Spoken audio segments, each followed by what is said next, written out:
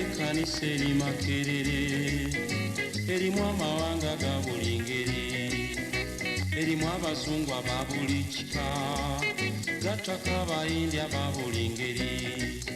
Nze naliŋŋaanya okuva gye nsoma, naye mweno ekkanisa nja kuyingira. Mulimu amawanga ga buli kika, Yesu akuyita agendayo olabe.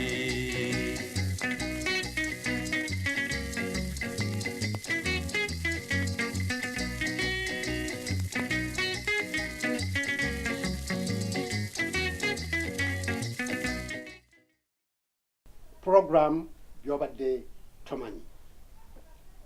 Ndi musanyufu nnyo abalabi baffe ku Gugudde TV.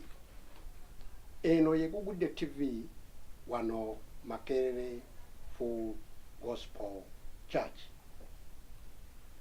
Amannya g'omwanjuzi wa programu eno eŋŋanzi, era efuuse eŋŋanzi gy'oli ku mulimu gwo, mu makaago, mu bbanga ne ku nnyanja. Sunday Yusufu Mukasa Rubwamu. Nga n'olwaleero sijja kulwa mu supu oba sijja kulwa ku nnyama nga supu awola. Tulina abagenyi ab'ebyafaayo abalungi ennyo, gwali awo oyinza okuba nga otandise okubamanya. Naye ate waliwo ab'omulembe guno myaka gy'ekinaana, myaka gy'ekyenda, myaka gy'enkumi 2 abatabalabangako era abatabamanyi. Be basumba baffe abalungi ennyo be nnaatera okuteera boogere ebyafaayo. Nja babuuza ebibuuzo bitonotono kubanga okusinga byonna twagala tuwulirize okuva gye bali. N'olw'ensonga eyo abalabi baffe abalungi ennyo munzikirize mbanjulire omu ku bakadde baffe asooka ate nga ye siniya waffe wano mu njiri gwe twaligambye, Omusumba John Kafeero ababuuzeeko. Abagalwa ennyo, nange neesiimye okunyanjula mu puroguramu eno eya Gugudde. Amannya n'eddoboozi bye muwuliriza, nze Reverend John Kafeero Ssaalongo, era nsanyuse nnyo nammwe okundabako ku puroguramu eno, era nalyagadde nsobole okwogerako ku bimu ku ebyo ebinkwatako. Yes, kaakati awo tujja kujja Musumba Kafeero, weebale nnyo.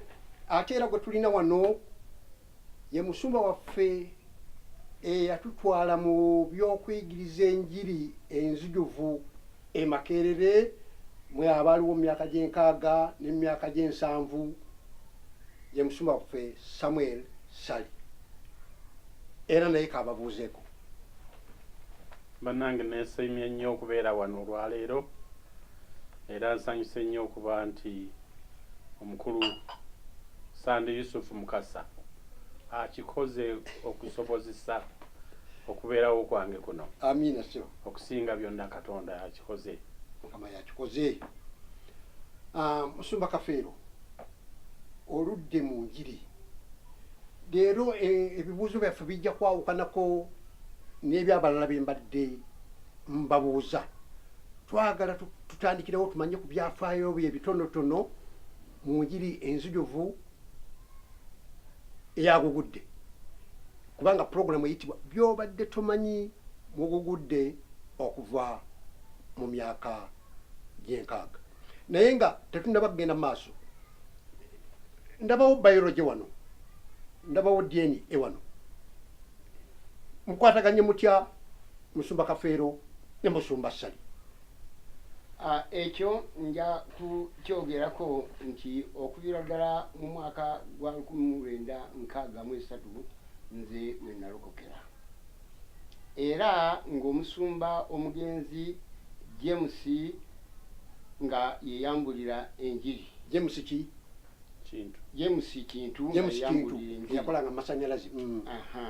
Nga ali wamu n'omusumba Ezra Kikonyogo. Bansiŋŋaana eyo wala gye bayita Ekammengo. Ekammengo eyo gye bansiŋŋaana nga babuulira enjiri eya Gugudde. Enjiri ya Gugudde n'ezikiriza olw'ebyamagero n'amaanyi agagirimu kwegamba gatali mu nzikiriza zaffe ziri zetwalimu endala. Kale nendokoka era bwe namala okulokoka oluvannyuma nange nasiŋŋana muganda wange Samuel Sali ne mubuulira enjiri mu mwaka ogwo ogwa 2014 kubanga nze nalokoka 2013 ne mubuulira enjiri naye 1963 ndewe nalokokera. Musumba John Kafeero, kakati awo nga obuulira omusumba Samuel Sali olina emyaka emeka? Yalina emyaka emeka? Nze nalina emyaka nga 24. Mwena? Ye. Kakati ye nga ye alina emyaka 18. Kati mbula kalevu nga muvubuka mbula mukaaga. Genda maaso. Kakati mu kiseera ekyo bwe nabala okukkiriza Mukama waffe Yesu Kristo nga amaze okulokoka mu 1964 nentandika obuweereza nga omusumba James Kintu ng'amaze okuvaayo ewaffe nanonda okubeera omusigire we. Olwo we natandikira okubuulira enjiri mu kaalo akamu akayitibwanga Bukabi era ne watandikibwawo ekkanisa. Omusumba ono James Kintu gwoyogerako naye yali musumba mu kiseera ekyo? Yali musumba mu kiseera ekyo era be bamu ku basumba baatandika. Oyogedde ekigambo Mityana, ekkanisa yo esangibwawa senga omuntu ali mu Mityana akuwuliriza kaakano? Mityana eyo kati gyempangaalira naye ng'okusooka nali Mawokota naye kati Mityana gyempangaalira eyo ekkanisa yange eri ku kyalo kye bayita Ngonza mu ggombolola ya Musaale Bulera mu muluka gwa Namutidde mu Mityana district. Eyitibwa nayo Full Gospel Church? Eyitibwa Full Gospel Church. Eyitibwa Full Gospel Church. Kakati awo okukwatirira kaawo tugende ewa mutoowo omusumba Samuel Sali. Wow. Tubire ddala mu mwaka gwa 64 musumba Sali. Musumba John Kafeero akukutte ku mukono. Tuwe olugendo lwawo mpola mpola olw'enjiri, essanyu, ebiwonvu n'ensozi mu njiri. Webale nnyo ssebo. Olwo mu 1963 mukulu wange John Kafeero lwe yalokoka nambu saakimanya nti alokose okutuusa lwe yajja nambuulira. Tewakimanya nga alokose? Saakimanya nti alokose naye ng'ebiseera biri wamulabako emabega nga si mulokole. Kyekyo. Genda mu maaso. Kaakati najja nambuulira omwaka ogwo gujja oguddirira nti nalokose.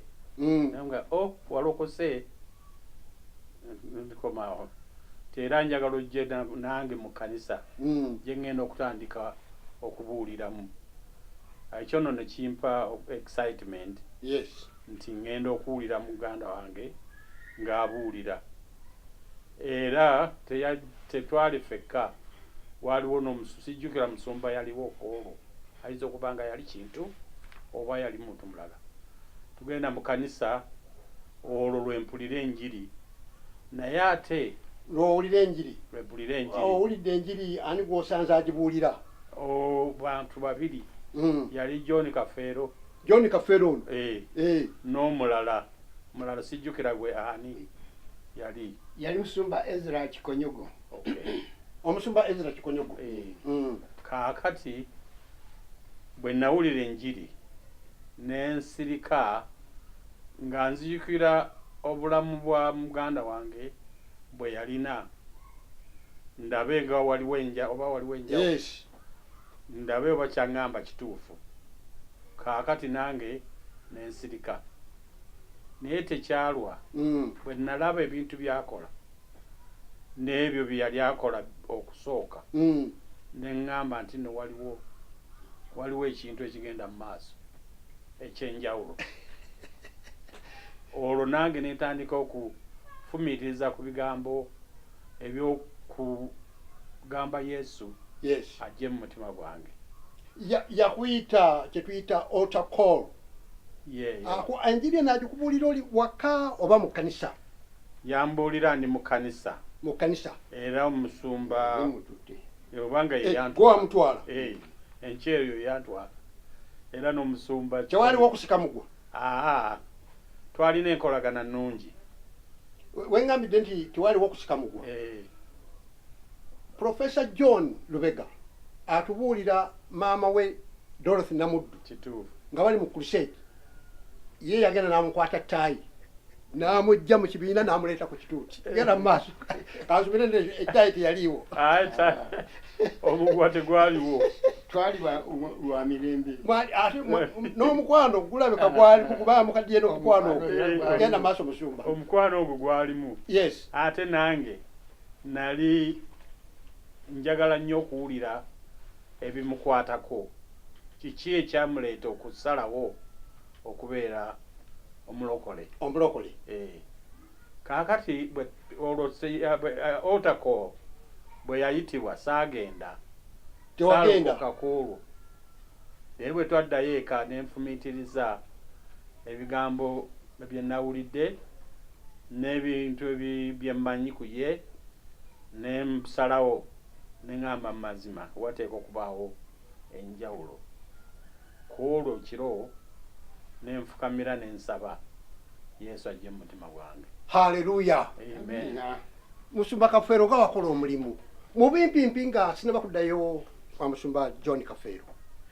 Bigambo ki by'oyinza okujjukira bye yakozesa ebyakusikiriza obibuulira omuntu oyo leero atanaba kulokoka? Ebigambo ebisinga byandeeta okuwulira byali mu Matayo 11:28. Ngamba nti mujje gye ndi mwenna abakooye era abazitoowereddwa nange n'abawummuza. Newankubadde nali muvubuka waliwo ebintu bingi. Kubanga kyembadde njagala nti myaka 16 buzito ki bwe walina? Oluusi wabeerawo ebintu bingi abavubuka bye beetisse bye batasobola kwogera n'abakulu baabwe, bye batasobola nakwogera n'abazadde baabwe. Naye ate nze bwe nafumiitiza ne ŋŋamba ekigambo kino kiyinza okuba nga kirimu ekinyusi omulamwa. Ne ŋŋamba kigwanira okukiwa ekirowoozo. Nange bwe ntyo ne ŋŋa Yesu neetaaga okuwummuzibwa mu mutima. Kale nzija gy'oli jangu mpummuze. Haleluya. Matayo 11:28. Ebigambo bya Yesu yabyogera. Mujje gye ndi mwenna abakooye nange ye Yesu anaabawummuza. Era abazitoowereddwa. Nange n'abawummuza. Haleluya. Nzirayo ew'omusumba Kafeero. Sebo. Emyaka gyali 20? Emyaka 24. 24. Emisomo gy'ogimaze oba oli okola? Emisomo okugamba kitange bwe yampeera bwe natuuka mu junior 2. Yes. Nalemererwa. Junior 2 gibategeeze okubanga kati junior 2 eyo nagisomera Gombe. Kati yeefaanana etya mu biseera bino kubanga tulina primary twagisoma nga tumalako ebibiina 6. Olwo ne tukola primary living examination. Kakati bwe twavanga ye P7 kati. Bwe twavanga awo ne tugenda mu junior 1. Junior 1 kakati eringa senior 1 eya kakati. Okay. Junior 2 eringa senior 2 eya kakati. Kakati bwe wamulangako junior 2 ate n'ogenda mu higher. N'ogenda mu higher. Higher nga ye university obanga esigala nga higher esigala nga higher nga higher 5 and 6 osomye na myaka ebiri. Yeyo yennyini. N'olyoko okola ebibuuzo ebikutwala mu university. Ebikutwala mu senior ey'omukaaga. Kakati nno bwe namaliriza awo ne nzija ne nkomawo eka. Nakomawo eka nembera nekulya jange nga nnima. Ng'olima oli kakati enjiri yansiŋŋaana ng'ali mu maka ga kitange. Haleluya. Nendokoka. Haleluya. kitange yalina olusuku lunene nnyo nga lwa kisubi era nemusogozi wa mwenge. Aha, kakati awo otuuse. Omwenge ogwo bwe nagusobolanga bampangayo ekita ky'omwenge nekuŋŋaanya abavubuka bannange netutandika okubinuka. Engana yakisanyukira ddadi. Ate yali badde takisanyukira kubanga ye yali business. Kakati tulaba ekisanyu lya taata. Awo nno. Mukulu kafeero. Bwe mmala okulokoka neŋŋaana okusogola omwenge neŋŋaana okunywa omwenge. Nankyawa n'agamba genda balalu bwano kyembadde njagala okumanya nti bwe walokoka taata wo kyamuyisa mu kitya. Kyamuyisa bubi kubanga waliwo kati atulaba alokose mu kiseera kino bazadde be bamugobye n'ebweru ne sukulu fees baziganye okuzimuwa. Taata yakuyisa atya? Taata wange ekyo kyamukolera bulungi kubanga emirimu gye yali ankozesa egy'okusogola omwenge egy'okugenda mu bibira ntusula nga tufumba waragi ekyo kyamuyisa bubi kubanga naye sikyagikola. Era yagezaako n'okungoba waka nti ŋŋende mu balalu banno gyengwiridde eddalu balalu bannange. Kakati mu kiseera ekyo omwaka ogwo bwe guba gwako ate omwaka ogwadde ntandika okubuulira enjiri naga ogendedde eddala mazikiriza ŋŋendedde eddala nentandika okubuulira enjiri ya mukama waffe Yesu Kristo omwaka gwa 1994. Haleluya. Kakati naawe nze byebimu ku bintu bye nalaba ebyantegeeza nti waliwo enjawulo. Omusajja wuuno yasobolanga mwenge. Yasobola mwenge. Ali mu kibira nange nagenda ne muyambangako nga tufumba waragi mu kibira. Kakati bwe yalokoka n'ataddayo ne mmanya nti waliwo enjawulo. Waliwo oluyimba lwe twayimbanga ndi wanjawulo nakyusibwa nyimba haleluya Yesu yampa eddembe twazimbanga mu kkampu. Telutuukana n'ekiseera ekyo? Lutuukana bulungi. Sebo nina eddembe ye silujjukira bulungi. Tulujjukira myaka n'emyaka 6 myaka 5 mu 8 kakati ennyimba tetukyazijjukira. Kakati Musumba nze bwe nalokoka mu 7 nakusangamu mu kanisa Makerere ng'oli omu ku basumba aboogera obulungi Olungereza ate nekyanneegombesa oluwandiika bulungi ate n'Oluganda ate ng'oli muyimbisa. Okusoma kwawo tuyitire mu masomero awo wujja amasomero ono yagayigiramu malungi. Nayigira mu masomero gawerako. Agamu gali Mengo High School. Mengo High School? Liri lidda wena. Si secondary school? Secondary school. Mengo Secondary School. SS, Saabeerayo bbanga ddene nenzirayo ate Embaale. Ebusoga? Mbaale Mpigi. Bakiteekako Mbaale Mpigi Mawokota. Mbaale Mpigi eyo n'okusoma kwange okusinga kwa music kwaliyo nentandika picking up music mu ssomero eryo. Kakati bwe nkomawo mu kibuga nentandika okukola ebintu ebitali bimu ebikwata ku by'okuvvuunula Oluganda. Omwami Kikonyogo oyo nga Ezira Kikonyogo nga bw'ali era nannyamba nnyo kubanga yeyavvuunula akatabo kano ennyimba ez'enjiri ey'amaanyi. Katulageeko ennyimba ezisinga obungi yazivvuunula. Ako endala nze nazivvuunula. Endala kwayo zivvuunula? Nze nazivvuunula mu katabo kano. Mu katabo ako tuzijja mu Lungereza tuziteeka mu Luganda. Muzijjawo ez'Olungereza? Ez'Olungereza waliwo hymn books ez'Abamerika n'ez'Abacanada bye twagattanga. Aba missionary nga batuyambako bagamba ti oluno oluyimba lulungi katuluvvuunule. Tuwe ku bamissionary abakwagazisa tuweyo nga 5 abakwagazisa okuyimba oba busobola okujjukira. Bensobola okujjukira kusooka yali mukyala omu kakati yafa Kyala Brown. Mukyala Brown, Bill Brown. Kati ayitibwa William Brown. Bill era. Yes, Bill era. Bill ya William. Yanjagazisa nnyo kubanga okusooka Bill Brown n'omukyala banjagala nnyo ne tutandika okutambulanga ffenna nga tugenda okubuulira yes enjiri si mu kibuga kokka nene mu byalo nga tugenda ne tulambula abasumba ne tubuulira enjiri ffenna oluusi nga tusala ne mu tent eyagugudde eyaffe twaliranga eyaffe gye twagendanga nayo gye mwatambulanga nayo yes oluusi maddamu weega yakubanga kodiya oyo ajja luvannyuma yali muwala muto n'omulala yali mukyala Lou Peterson era ekifaananyi kyekyo ekya Lou Peterson bwe mulaba kaakano olutimbe olwo nno naye yakubanga accordion yakubanga accordion nabalabanga nga banne accordion tekubika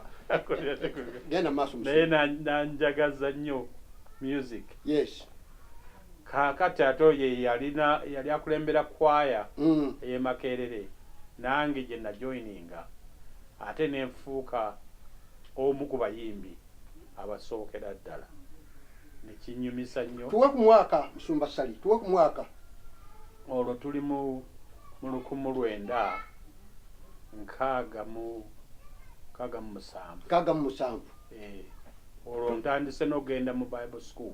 Balamusizza nnyo mwebale okubeera ku Gugudde TV.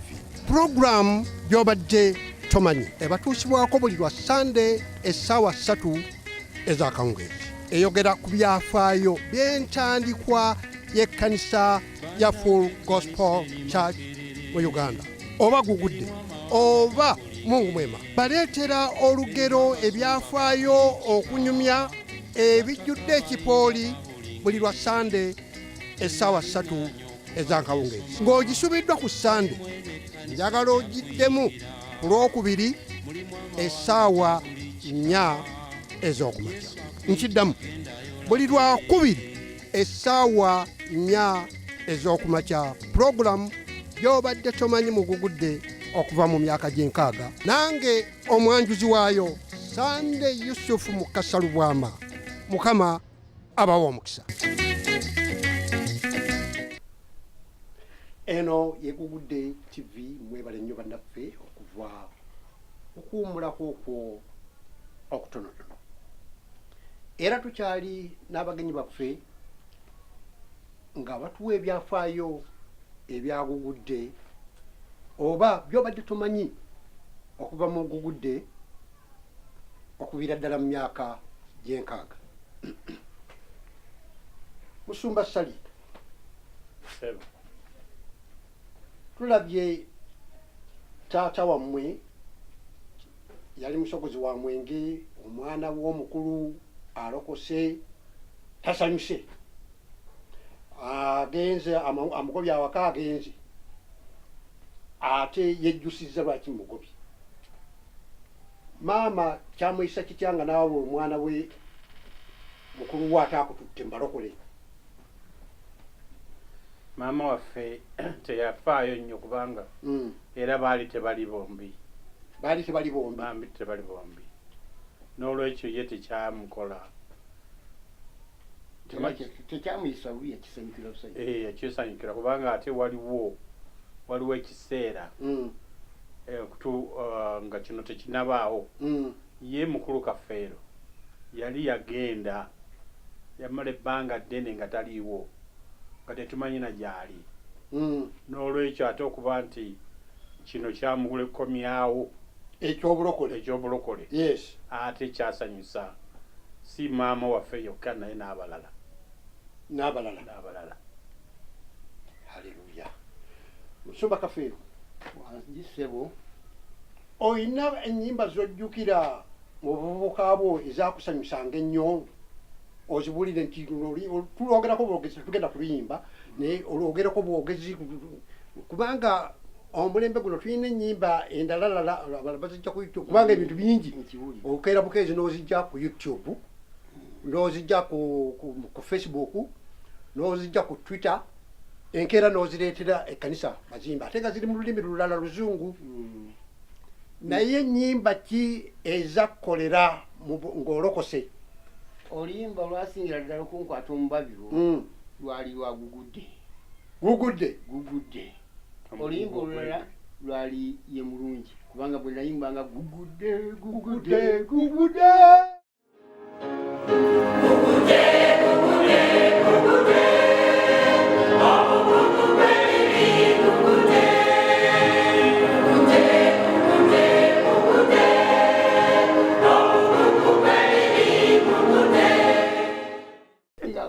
nze nasituka yes ate nga kiki ekigudde ekyo ng'omugugu gweriri gugudde ebibi bye nakolanga mu buvubuka obwo nga gugudde nga mpulira ndi muweufu nkuwadde eddakiika emu babuulire omugugu kyeki omugugu ogw'ebibi kubanga balowooza nti osibyemu byuma ogugugu n'ojja ogw'ekika oluvannyuma n'ogugwako genda mu maaso omugugu gwe twayimbanga ti gugudde gwegwo gwali omugugu gw'ebibi twalina omugugu ogwenzi twalina omugugu obutamiivu twalina omugugu kwegaba ne bakadde baffe nabo nga basamize kaakati omugugu ogwo gwonna nga tugulina kaakati bwe twayimbanga nti gugudde n'owulira ng'olimu obufu ebyo byonna obirese niwala ng'oli bulungi haleluya amiina ate ye mulungi nga ani oyo omuyimbako omulungi oyo gwe twayimbanga nti ye mulungi kwegamba yesu ng'amaze okuyingira mu bulamu bwaffe ne tumuyimba nti ye mulungi ye mulungi ye mulungi ye mulungi katonda wange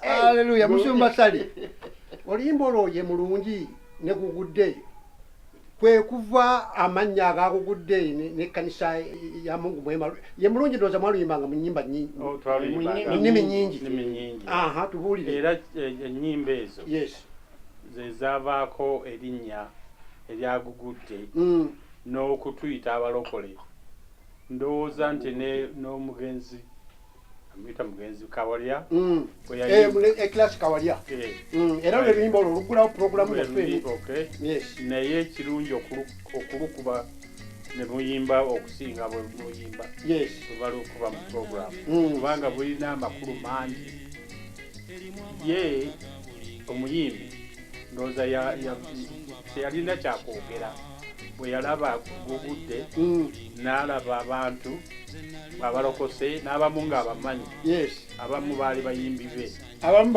bayimbi be yava aluteeka ku radio ne ku wonna we yakubiranga bannange mugende Makerere mulabe mwerabireko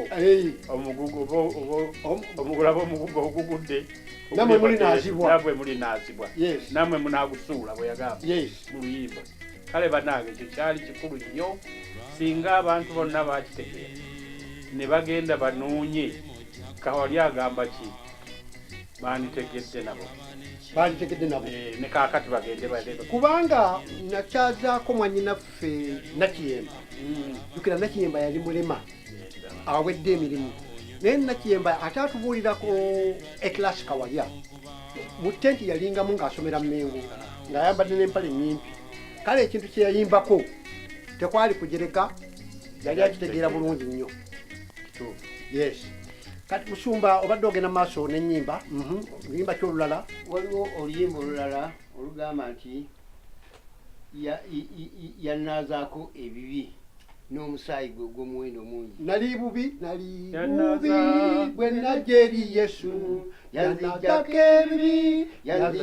ebibi sanyukanga nyimba nnyo bwe bityo haleluya nine essanyu lingi bulijjo yanzijjako ebibi haleluya waliwo n'akatundu akagamba nti bw'onoomukkiriza olwaleero onoolokoka nyimba zaali z'amakulu nnyo yes ne kaakati era ennyimba ezo nali nzizzeemu okulaba nga tuzirikodinga okuyimbibwa waliwo n'akayimba akalala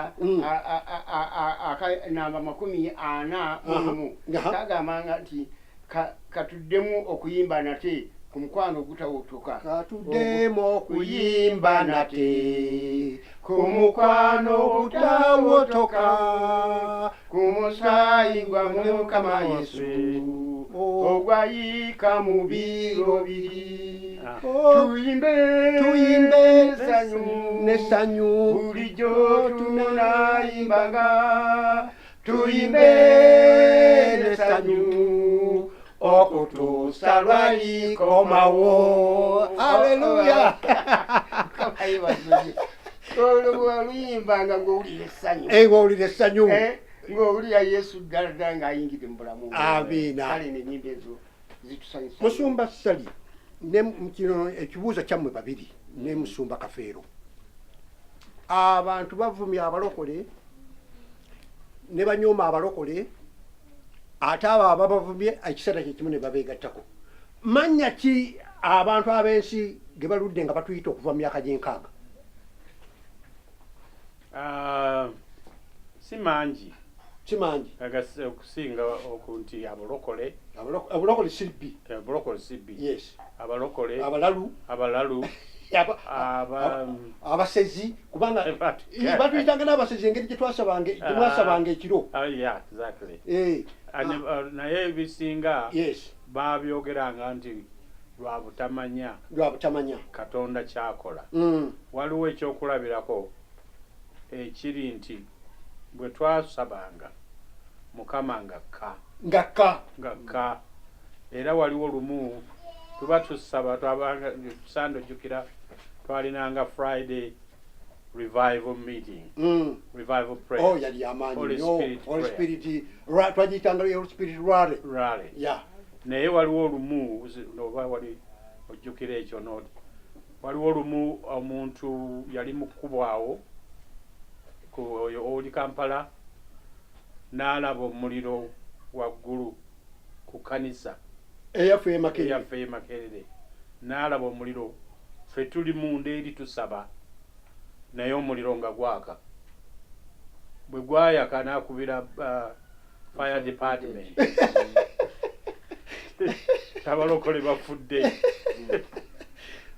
omuliro gwaka abalokole bajja kufiira munda tewali wa anyega bonna basaba kale fire department nejja bwe yajja nebagamba omuliro ogulirwa tegwalabikako naye nga oli yali witness gaali maanyi ga Katonda omwoyo omutukuvu yakka ku kanisa omuliro ne gwaka ne kaakati kiyinza okubeerawo. Siwe wava oluyimba luno muliro nga gwaka muliro nga gwaka omuliro gwaka omuliro gwa Katonda gwaka muze omwoyo bwe yajja aweebwa ekitiibwa omuliro gw'omuggulu gwaka muze. Musumba Sali omuntu ng'alokose aba n'essanyu ppitirivu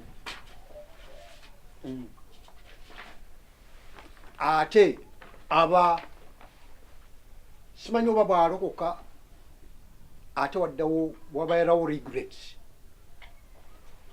Tuwe ku ssanyu n'ebisoomoozo oba okusoomooza omuntu kwe yalisanze mu lugendo luno olw'obulokole.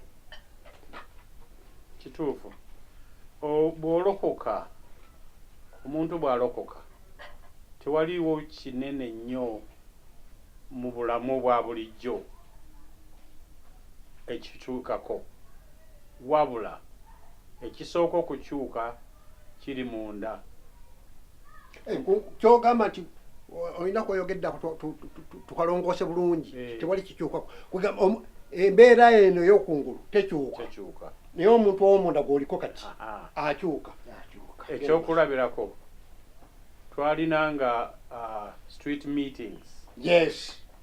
Nga tugenda buli wantu ne tubuulira enjiri tuyimirira mu katale mu butale naye lumu ku Sande twalinanga ebimu ku bifo byali Kivulu. Yes, Kivulu ne mu bifo ekirala Naakulabye, Kasubi, Bakuli. Naye olukuŋŋaana olw'omu Kivulu lwali very interesting nti nga tugenda abantu abaali nga mu Kivulu of course tumanyi nti baali banywi ba mwenge amaluwa gali era lumu bagwirako ne mumbejja muggala ne Peterson ne Omusumba Leo bamuyira omwenge. Yes. Yeah.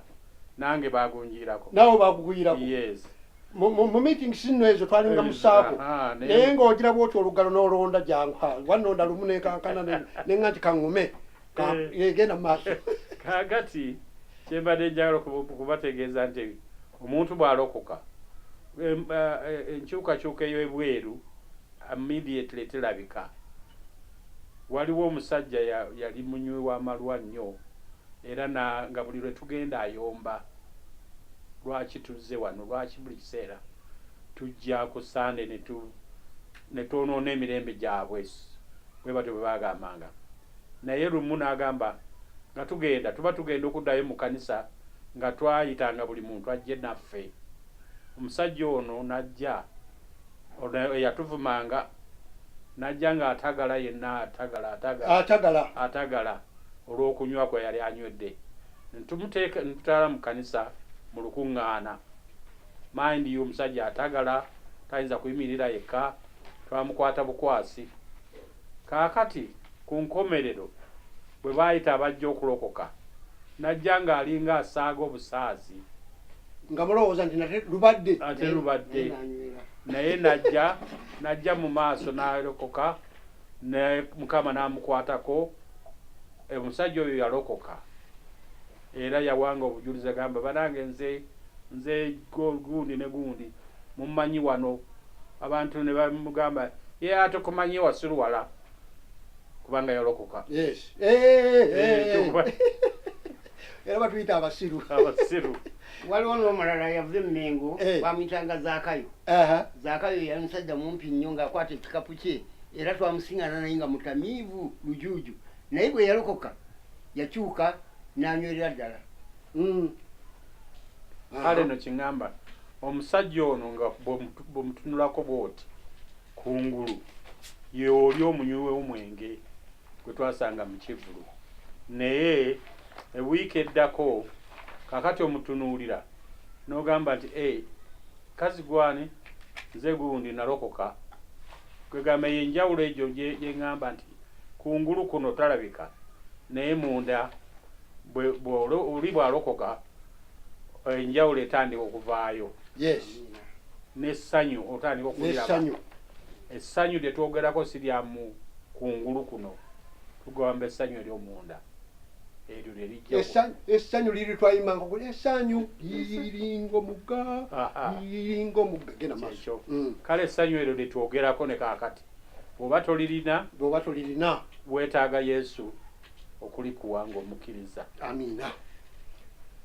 Musumba Kafeero wangisebo bisoomooza ki mu gavumenti ezibaddewo eri abalokole nga babuulira enjiri ebweru? Twalina eya Kabaka Muteesa, twalina ey'Obote 1 ne tubeera na Idi Amin. Abasatu abo embeera yammwe yali itya nabo nga mmwe abalokole? Kugamba obufuzi bwa Kabaka Muteesa tubwali bubi kubanga naye enjiri yajaniriza era nzijjukira mu Mbejja Kitaka y'omu kubaava mu lubiri n'alokoka. Ate essanyu twafuna lingi nnyo bwe twalaba ng'omumbejja oyo alokose. Omumbejja muggale. Kaakati enjiri bwe yabuulirwa abamu abalokole abakyaki Uganda ne batukwatirwa obujja ne batuyita b'ebiwempe ne batuyita abagwiradalu ne batuyita ate nga ffe tetwalina biwempe. Ffe tetwalina biwempe naye ng'amakanisa gaffe ge tuzimbe ebbali nga ga biwempe. Nga ga biwempe? Kyebava batuyita ab'ebiwempe. Tewali na sente. Abalokola ab'ebiwempe tetwalina sente, twali baavu naye nga gwe tulina Yesu gagga. Ati ekisomozi kyasinga okunkola obubi kyekya Idi Amin. Idi Amin yaggalawo amakanisa gaffe mu mwaka ogwo gwa 10. Abalanga ki kubanga awali omukka tewabula muliro. Ye atulanga okubuulira enjiri kwegamba nga asoomozebwa nga n'Abayisiraamu balokoka. Nga n'Abayisiraamu balokoka? Abayisiraamu bwe balokoka nga naga nti eddiini eno amadiini gano njagala gaggalawo kwegamba nkulembeza eddiini y'Abayisiraamu. Kale no ebisoomooza ne bijja ne batukwata ne batusiba mu makomera naye era twagendanga munda eyo nga tugenda tubulya mayumba tusabira mayumba okutuusa ate Obote tubwe yajja n'asumula enjiri ate nituddamu Obote tu yakomawo n'asumulula enjiri iye okay yafaayo Obote tu yeyaggulawo enjiri mu 1979 ani yawambaawo kinana mu Amini Amini bw'avaako aneddako kubanga oyaddako oyo Obote tu yeyaggulawo amakanisa negaddamu Obote tu okay ajjanga waliwo abafuzi awo tulabye Binaayisa tulabye Lule ndowooza Lule ya kubanga Joshua yandeka na Kenya n'agamba nze ngenze kakati enjiri bwe yaggulwawo ate ntuddamu netutinta buto yatubonyaabonya nnyo abasumba twasibibwa mu makomera twabonyaabonyezebwa amakanisa gaffe ne gafuuka amalwaliro nali mu kanisa y'Ekiryokya ne bagifuula eddwaliro ne bagiteekamu eddwaliro naye ogambye nti Amini ekyabagassawo ye yalowoozanga nti abasiraamu mubabuulira enjiri naye yagamba nti mwalinga ba CIA nga mukolagana n'Abamerika kinyonyole ekyo ani gwe waketta ani gwe wasibisa ekyo nakyo kyali tewaliwo yayagala kikozesa okusobola okugira ki okutiisatiisa ekkanisa okutiisatiisa abakristaayo n'abamissionary era nze yeemu ku nsonga lwaki nava wano mu Uganda okugenda mu nsi endala nsi ki gyewagendamu ng'olusi nagenda Kenya akati Kenya we navaawo nengenda mu America naye lwakuba nti erinnya lyange baali baliwandiise ku listi ye n'omugenzi George Mayanja George Mayanja omufu wa trumpet wayigiriza oyo kati muvuzi wa pikipiki zampaka bw'amaanyi nnyo alina associated ya motorcycle wano y'amaanyi nnyo kale ye yambuulira nti erinnya kweriri ku list kozi naye yasajja eri twalowoozanga nti bagenda kyo Bakimuli Edward Sali oluusi nno nga tuwayiriza n'abawayiriza kakati nno n'olwekyo yakikozesanga nga escape okusobola okuwaayiriza abamissionary si abaffe bokka abagugudde naye n'abalala bonna PAG Redeemed Church bonna line amakanisa 28 katuwulire ku makanisa gano Idi Amini nga agamba Minisita Kabogoza Musoke okugaggalawo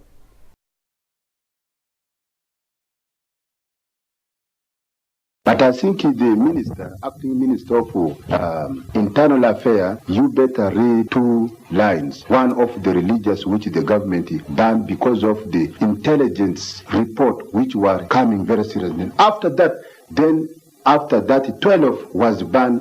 Then 16 other coming, total 28. Pentecostal Assemblies of God, 4, Uganda Church of Christ, 5, Campus Crusade for Christ, 6, International Bible Students Association, 7, The Navigators of Colorado, 8, Witness of Jesus Christ, headquarters in Kenya, 9, Utoma Assemblies of God Church, headquarters is not known. 10, Internal Fellowship for Christ, headquarters not known. 11, Baptist Mission of Uganda, this headquarters in America, and in Uganda it has the headquarters near Namlonge, about 20 miles from here.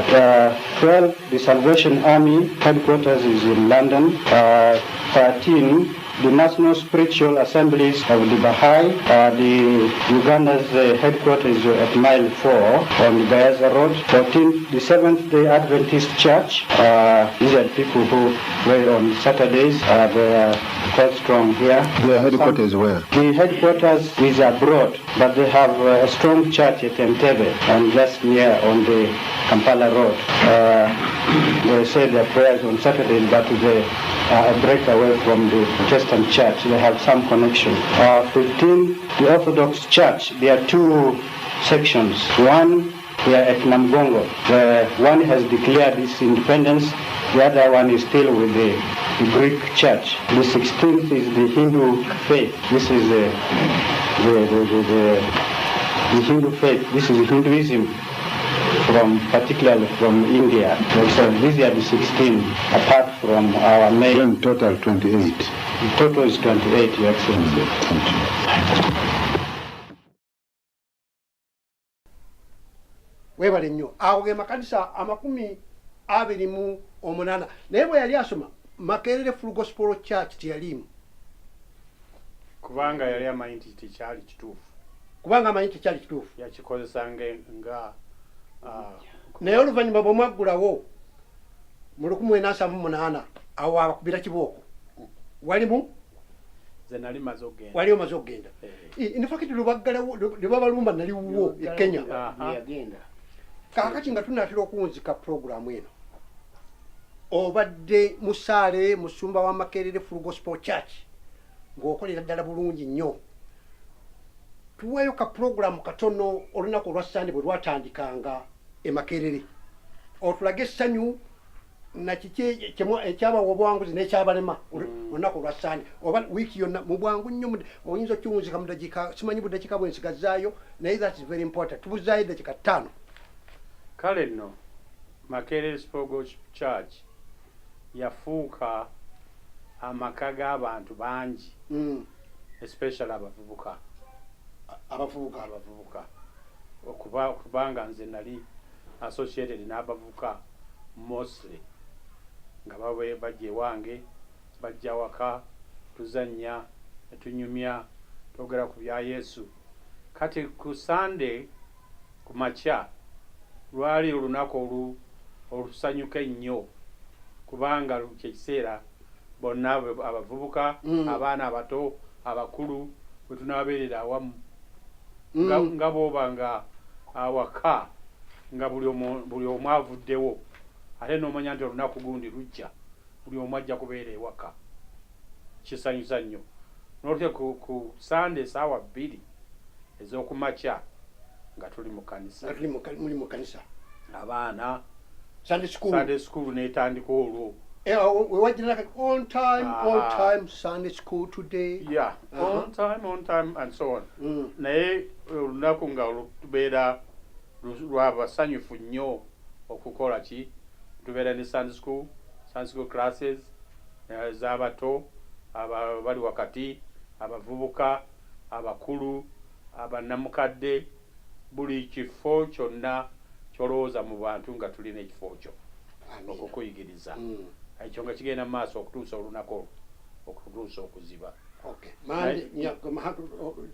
tuyite mu kuziba olweggulo kyali kiki olweggulo nga ffenna tubeera wawaka mu kanisa lwekyemisana oluvanyuma lwekyemisana tugenda ku street meetings netuleeta bonna bwe tusanze mubuulidde enjiri mwavanga mu kanisa nemugenda mu kivulu naakulabye okubuulira enjiri bwe tumala ne tubaleeta nemuleeta ebinywa yes tuleeta ebinywa tulisanyukanga tulese ebinywa kaakati nno tulese ebinywa enjiri nebuulirwa olw'akawungeezi gospel message olwo nga lwe lunaku lwe tuleeta abo bonna ne bajja balokoka kaakati ne tukola follow up mu bantu ng'omusumba alina bagenda okulaba ennaku eziddako tuweeyo ennyimba nga 2, 3, 4, 5 zewakulembera mu kwaya kubanga wali kwaya leader ne Makerere Full Gospel Church. Yes kwaya leader ennyimba zo nnyingi naye nga lwenyinza okujjukira nti tulina Katonda mukulu nnyo mwene wa kitalo olwo lwemwakumbirangako tetwakumbirangako n'olwekyo lwalinga lukulu nnyo okutandika n'oluyimba olwo n'ennyimba endala kuba erigenda kuligenda n'olwo nalwo twali twambulira waliwo ezo ze wayimbanga Gabriel Fuwe Kondere ezo ze naliidinganga Gabriel Fuwe Kondere haleluya bigabisebijjukira bannange myaka 58 pulogulamu eno wejjidde okuva luli bwe yabikoleranga kaakati nno naye kwaya yo yali y'amaanyi ddala. Yes. Era nga oluusi ne mu practice owulira nti Mukama waali n'abantu ne bava ku street oluusi ne bajja ne balokoka ku Lwokuna nga tukola practice. Olwekyo kyali kyamaanyi. Pastor Fred Wantate yakuyita n'ojja owulira lumu ku Sande omwezi ogwa December 2018. Yes, sir. Nze mu kanisa eno muno yansooka okujjamu yamala ebbanga ggwanvu nga musumba ng'asumba abavubuka nga akulembera choir music department era ndabye ku bibala ebimu ebivudde mu buweereza bwe. Waliwo abasumba bensanze oba bendabye nga baali wansi w'obuweereza bw'obusumba Sali. Waliwo abantu abakuze ne bafuuka abantu ab'omugaso abaweereza ba Katonda naye nga bayita mikono gy'omusumba Sali. Musumba Sali tusanyuse nnyo okulaba abantu bangi babadde bakuwira buwulizi tebakulabangako. Abasumba abaweereza obulungi ffe wano tulina empisa tubassaamu ekitiibwa era tubaagala nnyo. Omusumba ono yaweereza bulungi ekkanisa eno.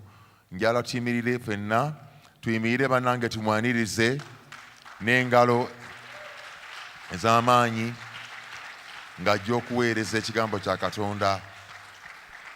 Tusanyuse nnyo okulaba ssebo. Oba Oluganda kyalumanye simanyi.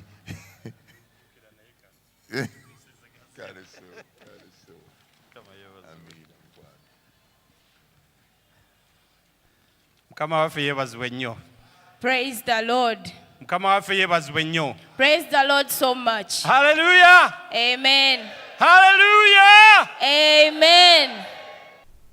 Wabulira obubaka bulungi nnyo bwalimu ekinyusi ky'amaanyi naye nga ggwe abadde omusumba emabega eri buwanguzi ki kudirira ki bwalaba mu dakiika entonotono oba kyogamba nti kino tetwakirina luli naye ate kino bakirina kino tebakirina luli bakirina? Kyenyinza okugamba nti tetwakirina luli kuba nti waliwo meetings oba services 3 zetutaalina ku Sunday. Simanyi oba balina service 4 ku Lwoku Sunday oba nedda. Balina 3 Makerere Gospel Church 3. Nolwekyo bw'osinga ogenze ku services ezaffe ez'enkaaga mu 7-8 twandibadde services ndowooza 3 olunaku lulamba. Naye kye nandyagadde okulaba nti abantu bayigirizibwa okuyingira mu kusendereza n'okusinza as a group. Yes. So singa kakati tulina si ya Makerere yokka n'ekkanisa bangi zonna wano mu Pentecostal. Pentecostal Kwaya yeyimba abantu ne balaba ne batunula ebigambo nga bigenda ku screen. Yes. Nze nga worship leader nga music leader okusobola okuyingiza abantu okusinza Katonda njagala okubayigiriza ennyimba. Okubayigiriza ennyimba bonna kwegamba benyigiremu. Bw'ogenda mu Chronicles mu byomulembe essuula ebyomulembe ekyokubiri oba essuula 7 eyogera ku kuyingira yeekaalu ya Mukama nga Dawudi agiyingiza ng'agiyingiza abantu bayogera nti baalinga omuntu omu ne bayimba amakondeere ennanga byonna byalinga omuntu omu ne bayimbirya Katonda. Bayibuli egamba nti ekitiibwa kya Mukama ne kikka ne priest n'atasobola kukola kintu kyonna kubanga Katonda yali asse. N'olwekyo kituyigiriza nti okulaba Katonda okukka kwe n'owamaanyi ge tulina okuba nga tukola ekintu kimu mu kiseera kimu mu kifo kimu nga tusinza Katonda. n'olwekyo beera bayibuli egamba mu Zabbuli essuula 22 n'olunya olwokusatu egamba nti Katonda abeera mu makendo g'abantu be n'olwekyo kanaabeerawo tayinza kubeerawo ffenna nga tetuli wamu bano bayimba kyabwe na bano batunuulira Katonda tajja kufuka kakati twibulira ddala mu kasekendi kamu otubulire ne gy'obeera kaakati kale bannange nsanyuse nnyo okuba nti puroguramu eno ebaddewo nze kaakati mbadde wano mu Uganda ebbanga ttono mbeera mu United States mu Oklahoma State n'olwekyo bannange nsanyuse nnyo okubaagala nammwe okunjagala era neebaza Katonda mwami Sunday Yusufu Mukasa Lubwama era ne byonna byakoze twebaze nnyo Katonda olw'obulamu bw'abantu ng'abasinga balina wano. Amina. Amen. Musumba John Kafero Mityana Full Gospel Church. Obusekendi kibubiri Ngonza Full Gospel Church. Omuntu oyo atannaba kulokoka omulwadde muwe essuubi era osiibule. Njagala okwebaza Katonda ku lwa puroguramu eno eya Gugudde ate ne nebaza ne Sunday Mukasa olwa puroguramu eno. Sunday Mukasa namulaba nga muvubuka muto mu mwaka gwa 1965 nga ndi mu Bible school nga muvubuka muto bw'atali mu Sunday school naye olwaleero bw'atuleetera puroguramu eno tuba n'okuwozadde mwebale nnyo weebale ddala amannya gabajulize amannya gange nga mbasiibula nze Musumba John Kafero Saalongo okuva Ngonza Full Gospel Church nga Ngonza yeesiŋŋanibwa mu Mityana district. Mukama abampera omukisa. N'olwaleero bwe bityo bwe bigenze ebyakawungeezi kaali mu puroguramu by'obadde tumanyi mugugudde okuva mu myaka y'enkaaga. Omwanjuzi wa puroguramu eno Sunday Yusufu Mukasa Lubwama ku lw'Amakerere Full Gospel Church Gugudde TV Sebo Musumba webale nnyo munna tojjangu okwo era senga tufunayo akadde akalala nina bingi ebisigadde. Mukama akumpera. Amina. Musumba John Kafero Mukama abawo omukisa. Haleluya. Amen. Mwebale nnyo. Erimu amawanga ga buli ngeri, erimu abazungu aba buli kika, gattako abayindi aba buli ngeri. Nze nali ŋŋaanya okuva gye nsoma, naye mwene ekkanisa nja kuyingira.